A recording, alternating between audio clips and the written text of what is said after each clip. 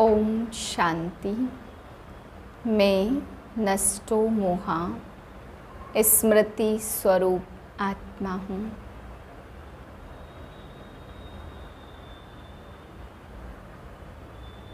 बाईस 7/2023 के महावाक्य हैं। बाबा आज हम बच्चों को समझाते, बच्चे ये अंतिम समय ऐसा आना है, किसकी धूल में दब जाएगी, किसकी राजा खाए, किसकी आग जलाए, सफल उसी की हो जो धनी के नाम लगाए। तो बाबा कहते बच्चे जो परमात्मा कार्य में सफल करते हैं वो 21 जन्म तक सुख का वर्षा पाते हैं।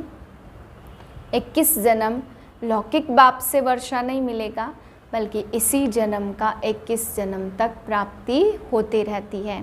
इसलिए बाबा कहते बच्चे अंतिम समय दुख के पहाड़ टूटने हैं, बहुत दुख आना है, बहुत परेशानियां आनी है, इसलिए इससे पहले अपना सब कुछ सफल कर लो। फिर बाबा समझा रहे हैं कि शूद्र, अभी तुम शूद्र बनते हो, फिर अभी बाप आकर के तुम्हें ब्राह्मण बनाते, फिर देवता बनते तो सतो प्रधान, फिर क्षत्रिय बनते तो सतो, फिर वैश्य बनते तो बाबा कहते रजो, और फिर शूद्र बनते तो फिर से तमो बन जाते। इस चक्र को आकर के बाप अभी समझाते हैं। तुम सभी भूल गए थे, अभी बाप आकर के अभूल बनाते हैं। फिर बाबा समझा रहे किसी किसी का तीसरा नेत्र खुलने के बाद भी बंद हो जाता है। कभी सब कुछ समझने लगते हैं और फिर बाबा कहते सुनंती, कथंती, पसंती, फिर भागंती भी हो जाते हैं। तो जिसका पूरा नेत्र खुल गया उसके बाद भी माया ऐसे सामना करती है जो खुले हुए नेत्र को भी बंद कर देती है। बाबा गीत का अर्थ समझाते, कहते हैं मैं एक नन्हा सा बच्चा हूँ, प्रभु जी मेरी लाज रखना। तो बाबा कहते बच्चे तुम सब नन्हे से बच्चे ही हो, कोई 20 वर्ष का, कोई 25 वर्ष का, कोई छोटे छोटे भी हैं, लेकिन एक दिन का बच्चा भी बाबा ने कहा वर्षा ले सकता है अगर वो सही रीति चले तो। बाप से कहते प्रभु जी मेरी लाज रखना, तो माया से बाबा तुम बच्चों को बचाते हैं। मीठे बच्चे आप मोए मर गई दुनिया, बाप का बनना अर्थात देह अभिमान टूटना, एक बाप के सिवाय और कुछ भी याद न आए। प्रश्न है अंत का समय समीप देखते हुए कौन सा स्लोगन सदा याद रखना है। उत्तरे किन की दबी रहेगी धूल में, किन की राजा खाए, यह स्लोगन सदा याद रखो, क्योंकि अभी दुख के पहाड़ गिरने हैं, सबका मौत होना है।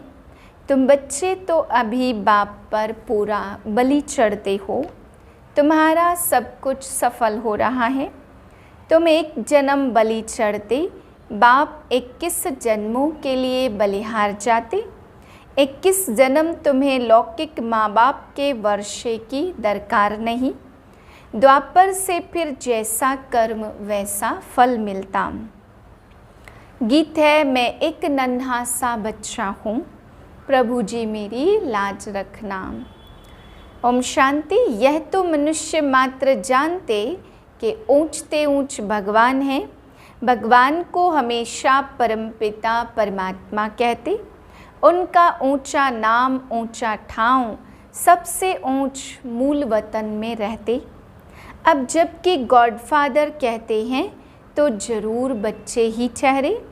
ऐसे तो नहीं कह सकते हम फादर हैं, सर्वव्यापी कहने से तो सब फादर हो जाते। उनको तो हमेशा परे ते परे परम धाम में रहने वाला परम पिता परमात्मा कहा जाता। ऊंचते ऊंच भगवत, इसलिए सब भक्त उनको याद करते हैं। कहते भी हैं भगवान को ही भक्तों को भक्ति का फल देने यहाँ आना पड़ेगा। अब वह बाप है स्वर्ग का रचयिता, क्रिएटर जरूर नई दुनिया ही रचेंगे, तो वह आएगा कहाँ, क्या पतित दुनिया में व पावन दुनिया में। देखो यह बात अच्छी रीति धारण करने की है। तुम कोई छोटे बच्चे नहीं हो, शरीर तो के ऑर्गन्स से तो बड़े हो ना। तुम जानते हो सभी बाप को याद करते हैं, समझते हैं यहाँ दुख है। हमको ऐसी जगह ले चलो जहाँ शांति सुख हो। ड्रामा अनुसार बाप को आना ही है। बनी बनाई बन रही, अब कुछ बननी ना है, इसमें कोई फ़र्क हो नहीं सकता। वर्ल्ड की हिस्ट्री ज्योग्राफी चक्र लगाती रहती है। 4 युग फिरते रहते हैं। कलयुग के बाद होता है संगम युग। कलयुग और सतयुग के बीच यह है कल्याणकारी धर्माऊ युग। यह पुरुषोत्तम युग अर्थात उत्तम ते उत्तम, मर्यादा पुरुषोत्तम बनने का युग। इस युग जैसा उत्तम युग कोई होता नहीं है। सतयुग त्रेता का संगम युग कोई ऊंच नहीं है। उसमें तो 2 कला सुख की कम होती है। इस संगम युग की ही महिमा है। तुम जानते हो बाप तो है ऊंच ते ऊंच, ऐसे नहीं कि सर्वव्यापी है।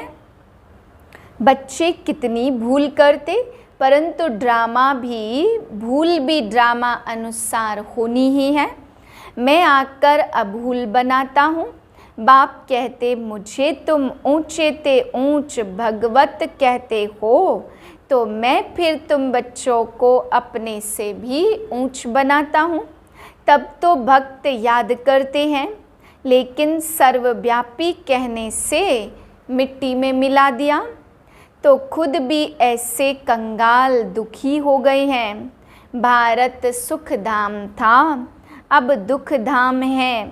अब बाप कहते मैं तुमको अपने से भी ऊंच बनाता हूँ।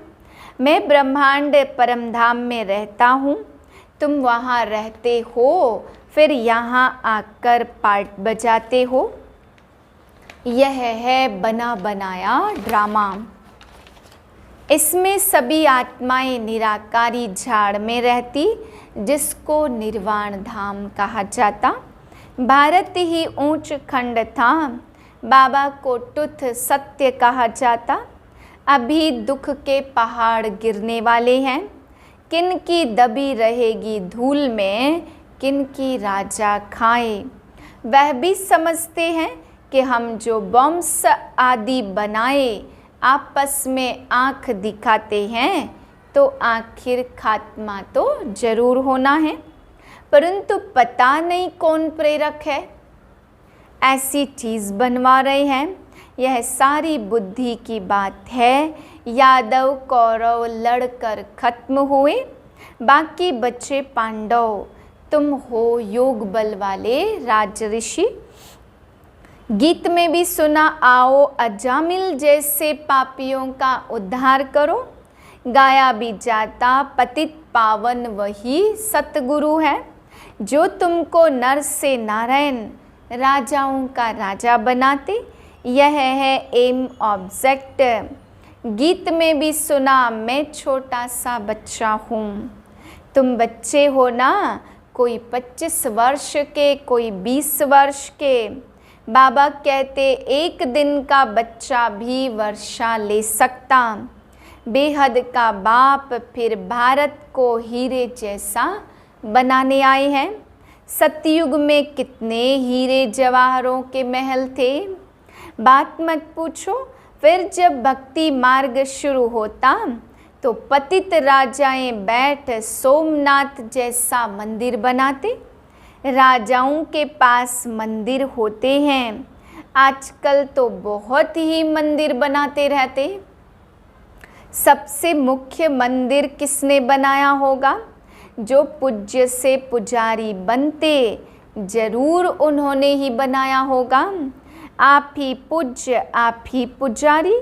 फिर द्वापर से लेकर तुम लौकिक बाप का बच्चा बन जैसे जैसे कर्म करते हो, ऐसा जन्म लेते हो। धन दान करने से एक जन्म अल्पकाल सुख का वर्षा मिल जाता।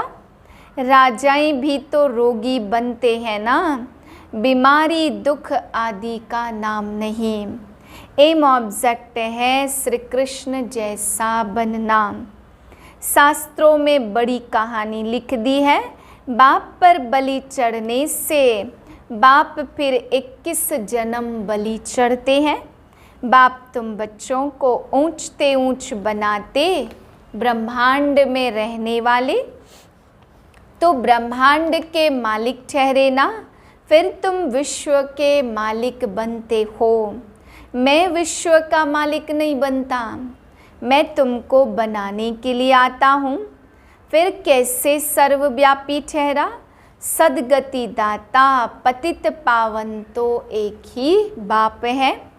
इस समय सभी तमो प्रधान बन गए हैं, सतो रजो तमो से सबको पास करना ही है। हर चीज़ पहले सतो प्रधान और फिर तमो प्रधान बनती है। सतयुग में देवी देवताएं सतो रजो तमो, विराट रूप में देवता क्षत्रिय वैश्य शूद्र दिखाते। सतयुग में सतो प्रधान, त्रेता में सतो राम राज्य क्षत्रिय, फिर रजो में वैश्य, फिर तमो में शूद्र बनते। लक्ष्मी नारायण बनते हो श्री श्री शिव बाबा के द्वारा। फिर माया का प्रवेश होता तो तुम आसुरी बन पड़ते हो। कल्प कल्प बाबा ऐसे आकर समझाते हैं। बाबा ने ज्ञान का कलश तुम माताओं पर रखा, मनुष्य से देवता बनाने। सन्यासी तो माताओं को नरक का द्वार समझते, निंदा करते, फिर आकर उन्हीं माताओं से भीख मांगते, तो फिर कर्जा चढ़ जाता। इसलिए पुनर्जन्म फिर भी गृहस्थियों के पास लेकर फिर सन्यास करते। पुनर्जन्म नहीं लेते तो फिर इतने ढेर सन्यासी कहाँ से आते। भारत पवित्र था, संपूर्ण निर्विकारी दुनिया कहा जाता, परंतु पूरा ज्ञान न होने के कारण राम सीता के आगे भी यह महिमा कर देते। शिव जयंती मनाते हैं परंतु समझते कुछ भी नहीं है। तो बाप कहते तुम्हारा अब ज्ञान का तीसरा नेत्र खुलता है। देवताओं को तीसरा नेत्र होता नहीं है, परंतु तीसरा नेत्र खुला और फिर बंद हो जाता। आश्चर्यवत सुनंती कथंती पसंती, औरों को सुनावंती और फिर भागंती हो जाते। बहुत अच्छे अच्छे बच्चे माया से हारते, बाप युद्ध कराते 5 विकारों पर जीत पहनाने के लिए। बाकी और कोई युद्ध है नहीं, बाप ले चलने आए हैं तो माया ने सबको पतित बनाया। अब बाप कहते योग अग्नि से तुम विकर्मा जीत बनो। इसमें मेहनत है और कुछ करना नहीं है, बाप को याद करना है। बाबा हम आपके थे, आपने हमको फिर सतयुग में भेजा। पुनर्जन्म सतयुग में लेते रहे और फिर त्रेता में आए तो पुनर्जन्म त्रेता में लिए। इनको भी बाप कहते तुम अपने जन्मों को नहीं जानते हो। हम बताते हैं मनुष्य 84 जन्म कैसे लेते। इन शास्त्रों ने तुम्हें घोर नींद में सुला दिया है। अब बाप ने तुमको जगाया है तो तुम जागकर बाप से वर्षा ले रहे हो। तुम छोटे बच्चे हो, कोई 3 मास का, कोई 4 मास का। तुम ईश्वर के बनते हो तो फिर आप मुए मर गई दुनिया। बाप का बनते हो तो देह अभिमान टूट जाता।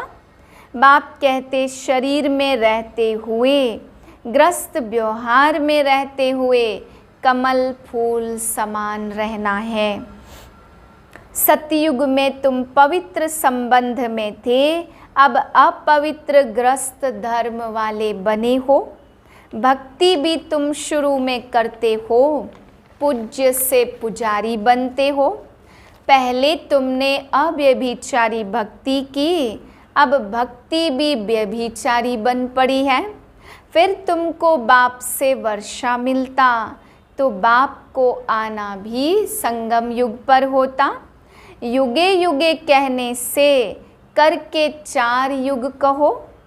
फिर 24 अवतार कच्छ मच्छ अवतार कैसे हो सकेंगे?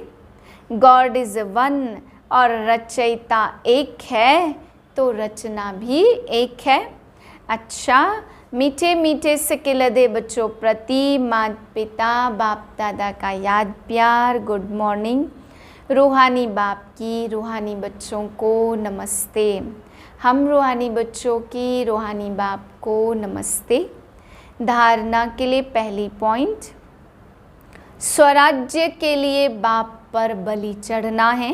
एम ऑब्जेक्ट सदा सामने रखनी है। पुरुषार्थ कर सूर्यवंशी बनना है। दूसरी पॉइंट, बाप से जो ज्ञान का तीसरा नेत्र मिला है वह सदा खुला रहे।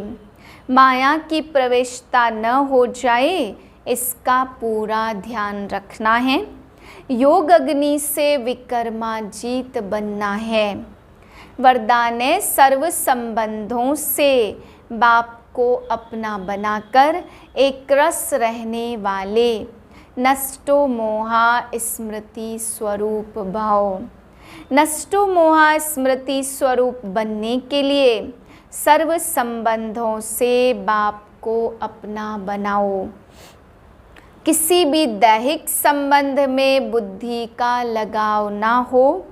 अगर कहीं भी लगाव होगा तो बुद्धि भटकेगी। बैठेंगे बाप को याद करने और याद वही आएगा जिसमें मोह होगा। किसका मोह पैसे में होता है, किसका जेवर में और किसका किसी संबंध में। जहाँ भी होगा वहाँ बुद्धि जाएगी।